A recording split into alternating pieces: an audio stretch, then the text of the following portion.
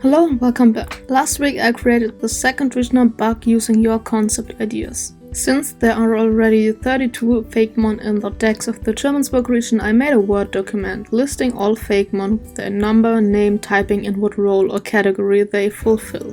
While doing so, I realized there was no final evolution that only has one type. They are always having dual typings. Also, there are no solo stages right now, so I decided to fuse those two things.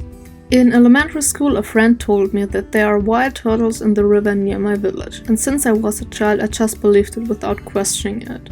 Now I know that he was probably lying, but there is actually a species of turtles that is living in Germany called the European swamp turtle. Also, at the beginning of the year when I was developing this region, I was walking around outside to make some videos I could use for editing, and I recognized there was a bunch of stuff lying around that a Fakemon could use or would use as a shelter. Some of these things were natural materials like rocks or tree pods, others were unfortunately trash that humans threw away like cans or buckets. I thought I could fuse that with the turtle idea and began sketching. It's one of the older drawings I made, so it's a bit clumsy, I apologize for that. This turtle Fakemon is born without a shell and it's constantly searching for a mobile item it can use as a house to cover its soft back. It is usually using natural items like hollow rocks or tree trunks, since these things can be commonly found in the nature. If it finds such a thing, but it's not already hollowed out, it will prepare it on its own. It has an egg tooth that is nearly unbreakable, which it uses to carve away the inside of said rocks or tree trunks. When you're exploring the gridlock area, you will encounter either versions without a hide or ones with a natural hide. In the Fable area, you will probably see some with skulls or rune stones. However, in the Shift area you will most of the time see those who use human trash as a new home, for example cans, buckets or those bowl aquarium things that you are actually not supposed to use because they are too small and there are various other problems with them. I'll link a video in the description if you want to learn more about those aquariums. Anyways, this Fakemon is a pure water type, however it can learn attacks of all types via HM or TMs. That's important because each housing gives them a stab bonus for one typing. Stab means same type attack bonus, so for example if a grass Pokémon is using a grass move it deals 50% more damage. So when this Fakemon is using the tree trunk hide, its grass moves will become stab and deal more damage. However, it does not actually gain the secondary typing and therefore will not get any new weaknesses or resistances. There would be a hide for every typing. In this video I drew the tree trunk grass hide, the rock hide, the steel hide and the poison aquarium hide. All these forms still count as one Pokemon, but with every new form you'd catch, your Pokédex would make a small entry for each one. You don't need every form to get 100% on your decks, but I would definitely catch every form. In the Shift areas these Fakemon are actually pretty rare, or rather endangered. The reason for that is pretty sad. Usually, these Fakemons make their hides by modifying natural items into a fitting home. They can be modified over and over again until it's perfect. This, however, takes time and effort and leaves the Fakemon somewhat helpless during the process, so it's pretty dangerous for them to do so. In the Shift area there are so many items that can be easily used as hides, so they don't modify them and just use them as they are.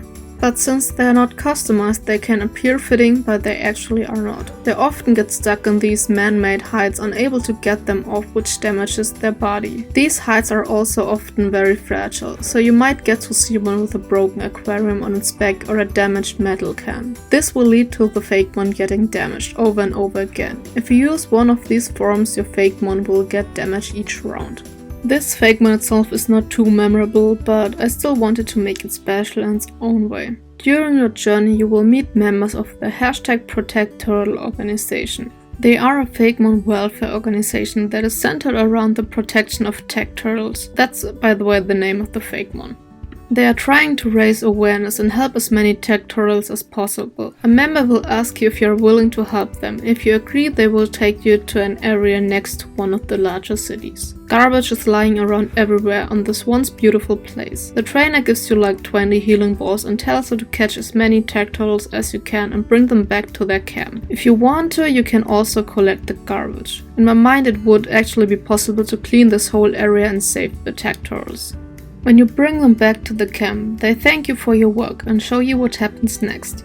Specially trained doctors and medical students will remove the garbage hides, which can be difficult since the Fakemon obviously doesn't want to let go of what they think is their protective shell. After removing it, they will get treated, and once the wounds are healed, they will get a new shell. The organization is actually working together with a company that developed a synthetic shell that grows with the Fakemon itself. Since there aren't many natural hides for tactiles in the shift area, it's safer to give them such a synthetic hideout. The synthetic shell does not give it a stat bonus for any typing, but raises its defense and special defense. For every mon that you bring to them, you get a healing ball in exchange.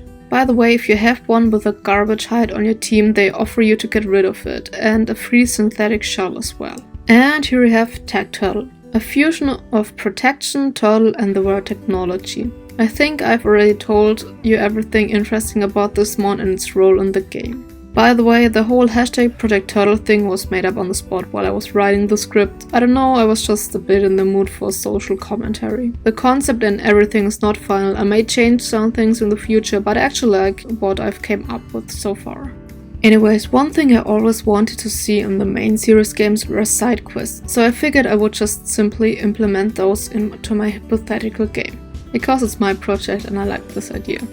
Well, that's it for the video. Hope you liked this little one. Please let me know if you would use one with a garbage hideout or if that's a no-go for you. Please leave a like to show your support and subscribe if you haven't. Right now, while writing the script, I'm not sure if there will be a video next week, but I will definitely let you know in the comments. See you there!